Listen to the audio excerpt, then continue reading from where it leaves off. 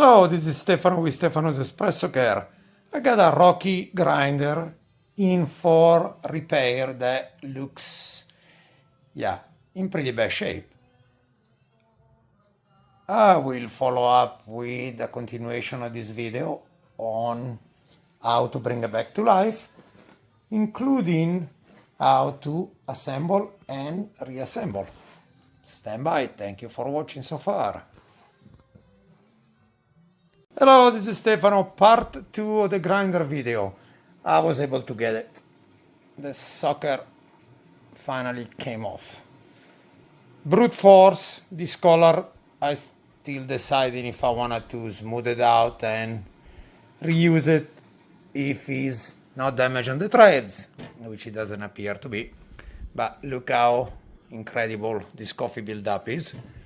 Sometimes a home user grinder gets a little forgotten into the cleaning, especially when there is a lot of greasy, oily, dark coffee beans. Try with this tool, tried with this tool, impact driver, and at the end, a good old adjustable crescent wrench, or claw wrench, sorry, did the trick. And I consider myself pretty strong, but it was quite a fight.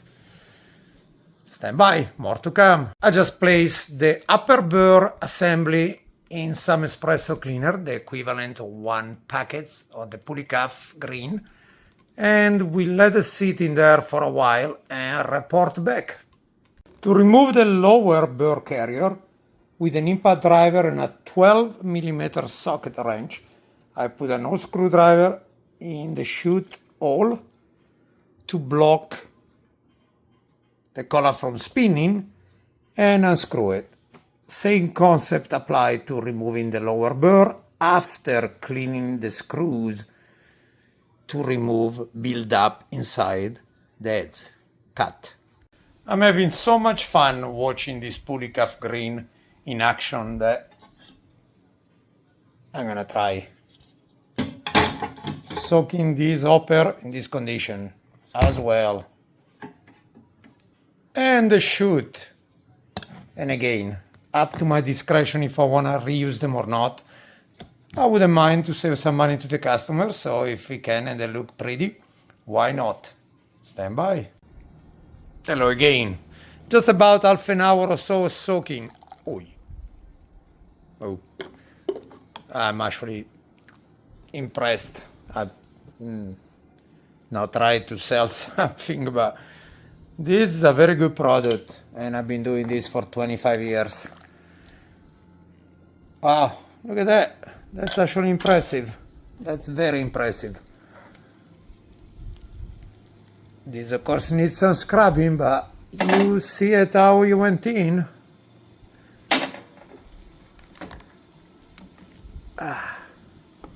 Ow. It's boiling hot. But look at that. Again, this needs some scrubbing, but this is impressive. Asa Kimichi with the green did an excellent work. I wish I can put on video the stench that is coming out of this old coffee bean soaking in cleaner, but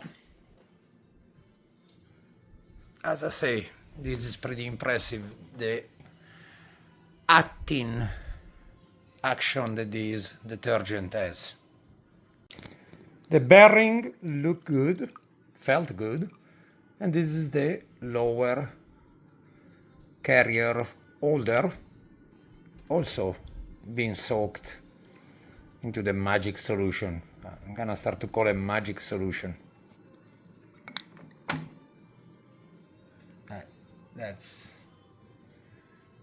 That's pretty good. These are the pieces before me scrubbing again, just from soaking. Hello, back to the grinder. All the parts were impressively clean, mostly just soaking them into the Pulicaf green. Now it's time to reassemble. The only few parts of are brand new that they will be replaced are a new set of burrs, the new burr screws, and new feet, just because two were missing. Everything else is cleaned and good to go. The motor bearings, the motor was open entirely, so I could clean the lower collar. Sorry I couldn't put that on video, but in a nutshell you have to remove these long screws, remove, or bolts, sorry. Remove them from the back. There are two washers in each of them, and there are two ground connectors attached to each of them. Keep track marking them and you will not lose the positioning. Very clean, tested already on the collar, but at this point in time it is more logical for assemble the lower burrs first on the lower collar holder, burr holder, and then insert it. To reinstall the lower and the burr attach, I did the reverse thing, put in an old screwdriver holding, and I set my torque wrench to about 4. And this is how it will look like. Lower carrier holder in place, burr in place, and this is the upper collar also with burr already mounted in place. This can be a little tricky sometimes because the threads are very fine. So do few runs like so initially, then you can check for wobbliness, which this one barely has any. You could potentially put some Teflon tape. I prefer not to if I don't feel any major wobbling, which I don't. On this particular case, I will do this few times dry, and then I will add just a little grease, food grease just between the threads, just to make it a little smoother.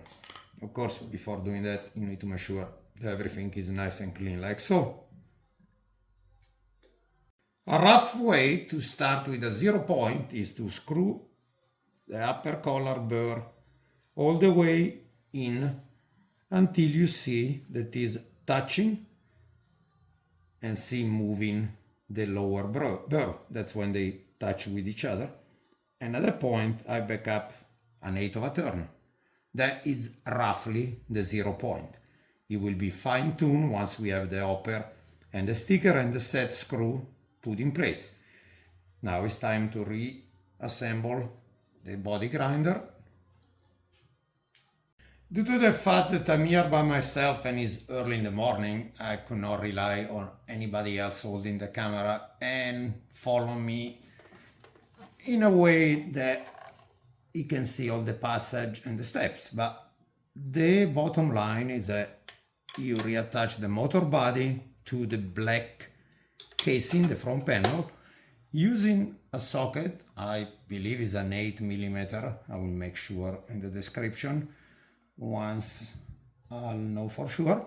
Then with a Phillips, you reattach, Phillips head screw, you reattach those two to the back casing. There are 4 wires to the wheel lead, to the main switch. One is gonna get looped to the front switch, which is the temporary switch. Right now the machine is plugged in, and this is how the motor now purrs. One consideration, and I should have pointed out earlier, when you are disassembling the stator of the motor, to remove it you will need one of these clip pliers, and there are 2 shims and a spacer. Shims will have to go under. Shim around washer spacer, and then the E-clip or C-clip, sorry, in top of it. That's the configuration or the positioning of the 3-1 in the top. There is also a round shim at the bottom of it, if you are going that deep. Now stand by, we're gonna find the 0 point again and position the hopper to do that. Okay, everything is reassembled. Now we have to find the 0 point.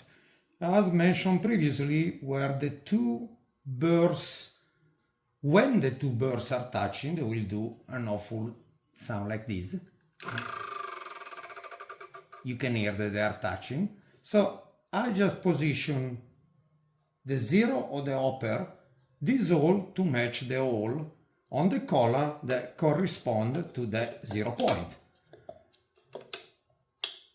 Now there is a little screw that will determine where the grinder hopper cannot go any further. So you are preventing the burrs to further go in, really touching each other, jamming the motor and create issues. But this is the, again, this, as I say, this is my 0 point. This all matches this. My screw will be positioned like so. Sorry, let me do it the correct way. It will get positioned few holes from this point. Try to do it reverse. So the screw is preventing this to go any further. This set point will stop where the screw be held in place. Make a mark with a marker where the position it is, and that will be your 0 point, and preventing the burrs to go any further against each other. Recap. Set screw between the 0 and the pin that will enter these holes and move according to the grinder. Adjustment. Position the 3 holes of the hopper in relation to the 3 holes on the collar, and this should be in the 0 or around the 0 point. This grinder actually did not have the finger guard installed, and I don't care if the customer wants to remove it later or not for flowing beans better reason, but it is exactly what is the name implies, is a finger guard protection. You don't want to stuck your finger in there when it's spinning, and that prevents that from happening. We do unfortunately know a barista that didn't go too well with a couple of his fingers on a gigantic Mazzer conical, and yeah, he told himself that it was stupid the moment that was happening. So do use the finger guard. 3 screws, attach it. We are moving away, and rookie mistake of me, I now position it with a screw that is pre-point, not after stopping point. So we need to reposition the screw. I'm kind of doing this reverse that I'm doing usual, facing the back and not the front, so my apologies. But if I'm making this mistake, anybody else could. So I position the screw too close to my 0. Let me see, we're gonna move it farther away from the 0. So stand by. See where I put it? It should be relatively 3-4 holes more this way. Recap. Screw is positioned, let's say 2, 4, 6, 8, 10, like a dozen holes from the very 0 on the sticker, so it will actually be stopped by this whole pin assembly once you have everything in place. 3 screws on the finger guard. Make sure you're pushing this down so one of the holes actually sits in place, one of the upper holes sits in place inside the little pin. you are screwing this down. And as I was saying earlier, the importance of the finger guard, no, underestimated. Okay, again, this should be our 0 point, and you stay away from the 0 point. You move like so. So let's say